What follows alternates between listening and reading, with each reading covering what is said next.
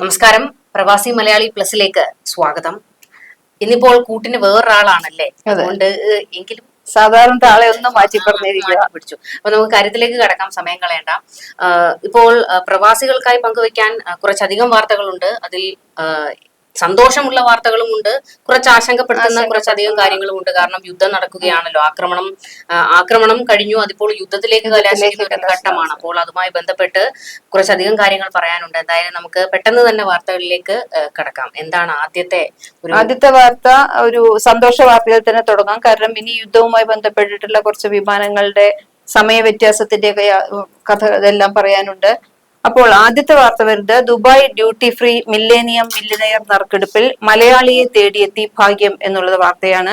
വാർത്ത ഇങ്ങനെയാണ്: UAE അജ്മാനിൽ താമസിക്കുന്ന വേണുഗോപാൽ മുല്ലച്ചേരി എന്ന 52 വയസ്സുള്ളയാൾക്കാണ് നറുക്കെടുപ്പിൽ സമ്മാനം ലഭിച്ചിട്ടുള്ളത്. കാസർഗോഡ് സ്വദേശിയാണ് ഇദ്ദേഹം. $10 ലക്ഷം ആണ് സമ്മാന തുക. $10 ലക്ഷം എന്ന് വെച്ചാൽ ഏകദേശം 8.5 കോടിയോളം രൂപയാണ് വരുന്നത്. സീരീസ് 500 500ാമത്തെ വിജയിയായിട്ടാണ് വേണുഗോപാൽ വന്നിട്ടുള്ളത്. $10 ലക്ഷം നേടുന്ന 249ാമത്തെ ഇന്ത്യക്കാരനാണ്. 15 വർഷമായി ഭാഗ്യം പരീക്ഷിക്കാറുണ്ടായിരുന്നു എന്നാണ് ഇദ്ദേഹം പറഞ്ഞിട്ടുള്ളത്. ഇപ്പോഴാണ് ഭാഗ്യം തേടിയെത്തിയത്. അജ്മാനിലെ ഒരു കമ്പനിയിൽ IT സപ്പോർട്ട് സ്പെഷ്യലിസ്റ്റായി ജോലി ചെയ്തു വരികയാണ് വേണുഗോപാൽ. ഏപ്രിൽ 23 ദുബായ് രാജ്യാന്തര വിമാനത്താവളത്തിലെ ടെർമിനൽ 2 നിന്ന് വാങ്ങിയ 1163 നമ്പർ ടിക്കറ്റാണ് സമ്മാനത്തിന് അർഹമായത് എന്ന് പറയുന്നു. 15 വർഷമായി താൻ ഭാഗ്യം പരീക്ഷിക്കുന്നുണ്ട് എന്നും ഇപ്പോൾ വിജയിയാകാൻ കഴിഞ്ഞതിൽ സന്തോഷമുണ്ട് എന്നുമാണ് വേണുഗോപാൽ പറയുന്നത്. ദുബായ് ഡ്യൂട്ടി ഫ്രീയുടെ ഫേസ്ബുക്ക് പേജിലൂടെയാണ് നറുക്കെടുപ്പ് പ്രഖ്യാപനം തത്സമയമായി കണ്ടത്. പെട്ടെന്ന് തന്റെ പേര് പറഞ്ഞപ്പോൾ ഞെട്ടിപ്പോയി എന്ന് പറയുന്നു. കാരണം ഒട്ടും പ്രതീക്ഷിച്ചില്ല. 15 കൊല്ലമായിട്ട് എടുക്കുന്നുണ്ട്, പക്ഷെ കിട്ടിയിട്ടില്ല. ഇതുവരെയും ആ ഞെട്ടലിൽ നിന്ന് മാറാൻ കഴിഞ്ഞിട്ടില്ല എന്നാണ് വേണുഗോപാൽ പറയുന്നത്. 25 വർഷത്തിലേറെയായി പലരുടെയും ജീവിതങ്ങൾ മാറ്റിമറിച്ചിട്ടുള്ളതാണ് Dubai duty free millennium millionaire സമ്മാനം എന്ന് പറയുന്നത്. ഇതിൽ $1 മില്യൺ സമ്മാനമായി 249ാമത്തെ ഇന്ത്യക്കാരനാണ് വേണുഗോപാൽ. ദുബായ് അന്താരാഷ്ട്ര വിമാനത്താവളത്തിലെ കോൺകോഴ്സ് ബിയിലാണ് നറുക്കെടുപ്പ് പ്രഖ്യാപനം നടന്നത്. ദുബായ് സിവിൽ ഏവിയേഷൻ അതോറിറ്റി പ്രസിഡന്റും ദുബായ് ഡ്യൂട്ടി ഫ്രീ ചെയർമാനുമായ Sheikh Mohammed bin Saeed Al Maktoum, managing director Ramesh Cidambi എന്നിവർ നറുക്കെടുപ്പിന്റെ പ്രഖ്യാപന ചടങ്ങിൽ സംബന്ധിച്ചിരുന്നു. അടുത്തതായിട്ട് ഇനി വരുന്നതെല്ലാം യുദ്ധ വാർത്തകളാണ്. സന്തോഷ വാർത്ത നമ്മൾ പറഞ്ഞു, പക്ഷെ ഇനി ഉള്ള വാർത്തകളിൽ നമുക്ക് ആശങ്കയും ദുഃഖവും ഒക്കെ ഉണ്ടാക്കുന്നതാണ്. എന്തായാലും ആക്രമണം അത് യുദ്ധത്തിലേക്ക് വഴുതി പോകുന്ന ഒരു അവസ്ഥയാണ്. അങ്ങോട്ടും ഇങ്ങോട്ടും ആക്രമണങ്ങൾ അതിശക്തമായി നടക്കുന്നുണ്ട്. അതുമായി ബന്ധപ്പെട്ട് പ്രവാസികൾക്കുള്ള മുന്നറിയിപ്പും ഒക്കെ ഉണ്ട്.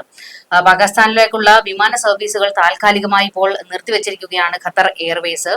പഹൽഗാം ഭീകരാക്രമണത്തിന് മറുപടിയായി ഇന്ത്യൻ സൈന്യം പാകിസ്ഥാനിൽ നടത്തിയ വ്യോമാക്രമണത്തിന് പിന്നാലെ പാകിസ്ഥാൻ വ്യോമാതിർത്തി അടച്ചതിനെ തുടർന്നാണ് ഇത്. സ്ഥിതിഗതികൾ സൂക്ഷ്മമായി നിരീക്ഷിച്ചു വരികയാണെന്നും യാത്രക്കാരുടെയും ജീവനക്കാരുടെയും സുരക്ഷയ്ക്ക് മുൻഗണന നൽകുന്നത് തുടരുമെന്നും എയർലൈൻസ് സോഷ്യൽ മീഡിയയിലൂടെ ഇപ്പോൾ അറിയിച്ചിട്ടുണ്ട്.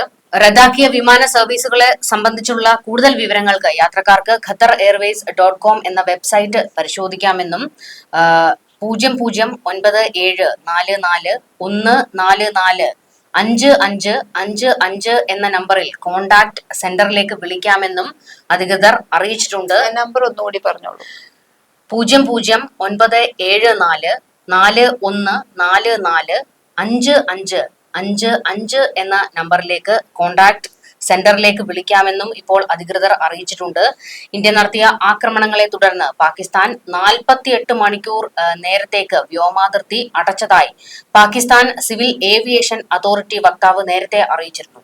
ഇസ്ലാമാബാദ്, ലാഹോർ വിമാനത്താവളങ്ങളിലെ വിമാന സർവീസുകൾ ഇനിയൊരു മുന്നറിയിപ്പ് ഉണ്ടാകുന്നത് വരെ നിർത്തിവെച്ചിരിക്കുകയാണ് എന്നുമാണ് അറിയിച്ചിരിക്കുന്നത്. അപ്പോൾ ഈ വിമാന സർവീസുകളൊക്കെ റദ്ദാക്കുമ്പോൾ പ്രവാസികളെ സംബന്ധിച്ചിടത്തോളം അത് വലിയൊരു ബുദ്ധിമുട്ടാണ് അവർക്ക്. പക്ഷേ എല്ലാവരും സഹകരിക്കുക എന്നുള്ളതാണ് ഈ ഘട്ടത്തിൽ പറയാനുള്ളത്. എന്താണ് മറ്റു വാർത്ത? ഇതിനിടയിൽ ഒരു വാർത്ത വത്തിക്കാൻ സിറ്റിയിൽ നിന്ന് വന്നിട്ടുണ്ട്. കാരണം ഇപ്പോൾ മാർപ്പാപ്പയുമായി ബന്ധപ്പെട്ട വാർത്തകളൊന്നും തന്നെ നമുക്ക് പറയാനുള്ള സമയം കിട്ടാറില്ല. കാരണം യുദ്ധ വാർത്തകളും എല്ലാം ഒരുപാട് വരുന്നത് കൊണ്ട്. പക്ഷെ ആ ഒരു വാർത്തയാണ് ഇപ്പോൾ വന്നിട്ടുള്ളത്. ഫ്രാൻസിസ് മാർപ്പാപ്പയ്ക്ക് പിൻഗാമിയെ നിശ്ചയിക്കാൻ ചേരുന്നത് ഭൂമിശാസ്ത്രപരമായി ചരിത്രത്തിലെ ഏറ്റവും വൈവിധ്യമാർന്ന കോൺക്ലേവിലാണ്. അതാണ് ഇപ്പോൾ നടന്നുകൊണ്ടിരിക്കുന്നത്. 80 വയസ്സിൽ താഴെയുള്ള 135 കർദിനാൾമാർക്കാണ് ആഗോള കത്തോലിക്ക സഭയുടെ പുതിയ പരമാധ്യക്ഷനെ തെരഞ്ഞെടുക്കുന്നതിനുള്ള വോട്ടെടുപ്പിൽ പങ്കെടുക്കാൻ അവകാശമുള്ളത്.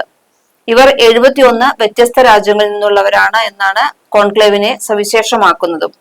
135 കർദിനാൾമാരിൽ 2 പേർ അനാരോഗ്യം മൂലം പങ്കെടുക്കുന്നില്ല. അതോടെ സിസ്റ്ററൈൻ ചാപ്പലിൽ നടക്കുന്ന കോൺക്ലേവിൽ പങ്കെടുക്കുന്നവരുടെ എണ്ണം 133 ആയിട്ടുണ്ട്. ഇവരിൽ 2 പേരുടെ പിന്തുണ, അതായത് കുറഞ്ഞത് 89 വോട്ടുകൾ ലഭിക്കുന്ന ആളാണ് അടുത്ത മാർപ്പാപ്പയായിട്ട് വരേണ്ടത്. ഇറ്റലിയിൽ നിന്നാണ് ഏറ്റവും കൂടുതൽ വോട്ടർമാരുള്ളത്. 17 കർദിനാൾമാരാണ് ഇറ്റലിയിൽ നിന്ന് കോൺക്ലേവിൽ പങ്കെടുക്കുന്നത്. 2ാം സ്ഥാനത്ത് US ആണ് 10, ബ്രസീലാണ് 3ാം സ്ഥാനത്ത് 7, ഫ്രാൻസ്, സ്പെയിൻ എന്നിവ 5 വീതമാണ്.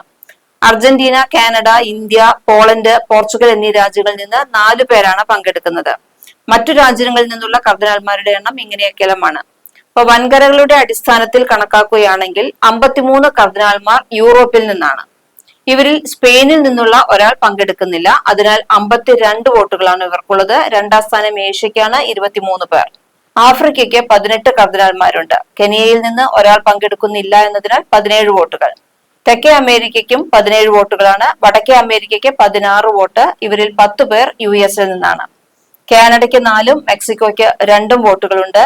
മധ്യ അമേരിക്കയ്ക്കുമുണ്ട് 4 വോട്ടുകൾ. ഓഷ്യാനിയ ഗ്രൂപ്പിന് 4 വോട്ടുകൾ. Australia, New Zealand, Papua New Guinea, Tonga രാജ്യങ്ങളിൽ നിന്നുള്ള കർദിനാൾമാരാണ് ഇവർ.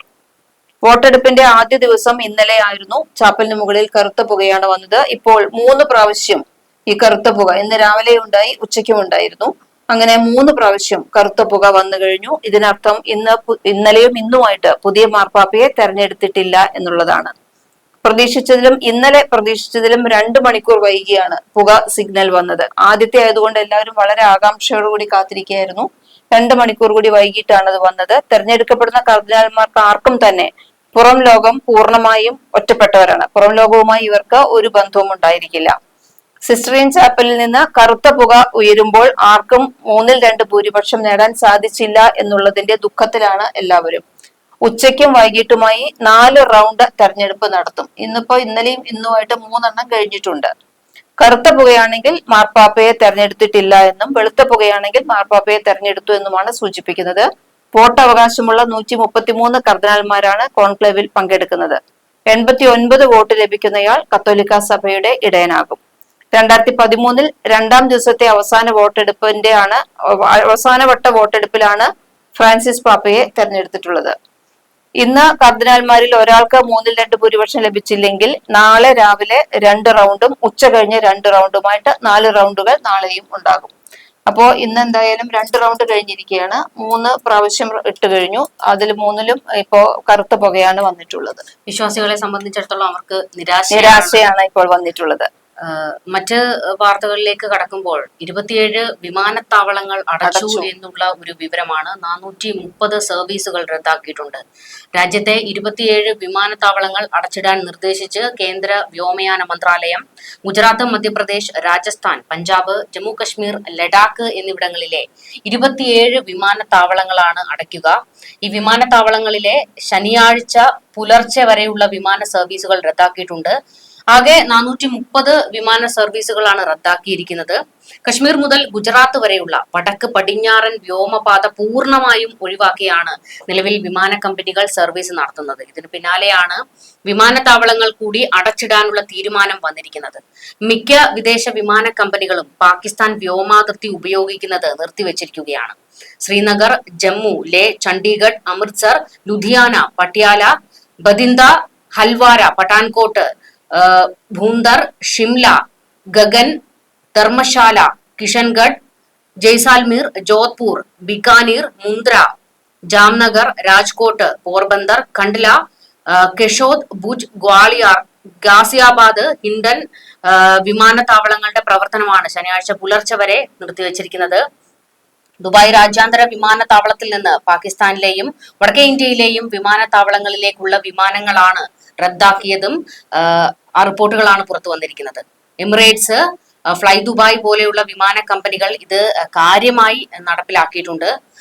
ദുബായിൽ നിന്ന് ന്യൂഡൽഹിയിലേക്കുള്ള എമിറേറ്റ്സ് 513 വിമാനം റദ്ദാക്കി. പാകിസ്ഥാനിലെ ലാഹോർ, കറാച്ചി എന്നിവിടങ്ങളിലേക്കുള്ള എമിറേറ്റ്സ് വിമാനവും റദ്ദാക്കിയതിൽ ഉൾപ്പെടുന്നുണ്ട്. അബുദാബിയിൽ നിന്ന് പാകിസ്ഥാനിലേക്കുള്ള എത്തിഹാദ്, പാകിസ്ഥാൻ വിമാനങ്ങൾ മാത്രമേ റദ്ദാക്കിയുള്ളൂ. ക്വാറ്റാർ എയർവേസ് പാകിസ്ഥാൻ സർവീസുകൾ താൽക്കാലികമായി നിർത്തിവച്ചിട്ടുണ്ട്. യാത്രക്കാർക്ക് അവരുടെ യാത്രാ വിവരങ്ങൾ സംബന്ധിച്ച് എയർലൈൻസുമായി ബന്ധപ്പെടാൻ നിർദ്ദേശങ്ങൾ നൽകിയിട്ടുണ്ട്. അതേസമയം ഇന്ത്യൻ എയർലൈൻസുകൾക്കും യൂറോപ്യൻ എയർലൈൻസുകൾക്കും റൂട്ടുകളിലും മുന്നറിയിപ്പുകൾ പുറപ്പെടുവിച്ചിട്ടുണ്ട്. ഇൻഡിഗോ, സ്പൈസ് ജെറ്റ് തുടങ്ങിയ മുന്നറിയിപ്പുകൾ പുറപ്പെടുവിച്ചിട്ടുണ്ടെങ്കിലും Lufthansa, Air France, British Airways, Swiss airline തുടങ്ങിയവ പാകിസ്ഥാന്റെ മൽവാനിയയിലുള്ള റൂട്ടുകൾ ഒഴിവാക്കിയിട്ടുണ്ട്.